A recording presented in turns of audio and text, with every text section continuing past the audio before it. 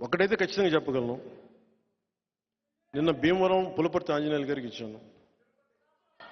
తిరుపతి ఏమో మన జంగం శ్రీనివాసులు గారికి ఇచ్చాను. గాజువాకేమో తెలుగుదేశం వాళ్ళు తీసేసుకున్నారు అనుకుంటాను ప్రస్తుతానికి. సో పోనీ పిఠాపురం తీసుకుందామంటే మా ఉదయ్ ఉన్నాడు ఇక్కడ.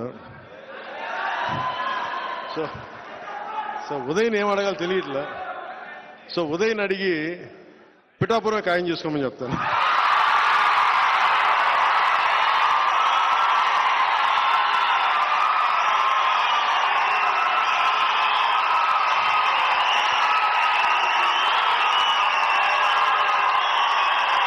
Thank you.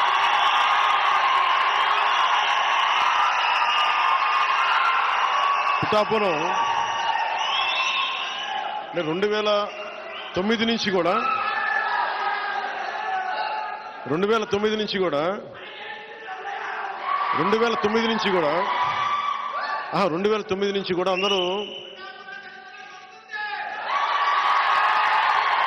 2014లో పార్టీ పట్టగానే ఫస్ట్ నాకు పిఠాపురం నుంచి అడిగారు పోటీ చేయమని. మళ్ళీ తెలంగాణలో అడిగారు పోటీ చేయమని. మళ్ళీ పిఠాపురం నుంచి వచ్చింది, 2 చోట్ల నుంచి వచ్చింది ముందుగా. కానీ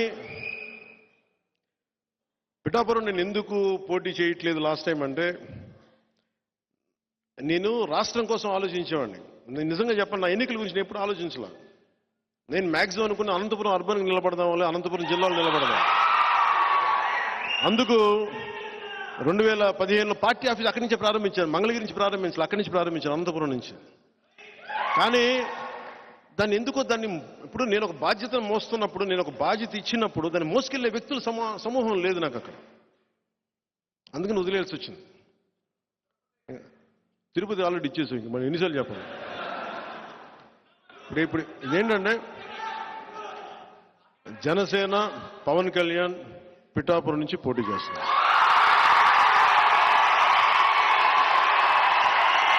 నా గురువు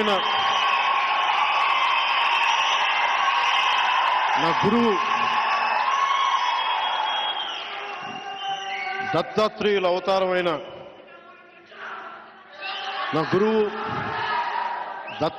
అవతారమైన శ్రీపాద శ్రీవల్లభుడు జన్మస్థలం అది, శక్తిపీఠం అది. అక్కడి నుంచి పోటీ చేస్తాం. అనంతపురంలో కొడదాం తర్వాత భవిష్యత్తులో. ఇప్పుడు పొత్తు కొట్టనే, తర్వాత జనసేన కొడదాం.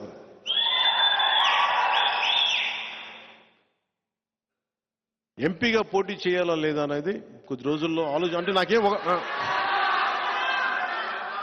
అదే ఇవన్నీ ఎస్లు ఉన్నాయి, నోలు ఉన్నాయి. అది ఎట్లాగనేది నాకైతే మనసులో ఎమ్మెల్యే ఉంది.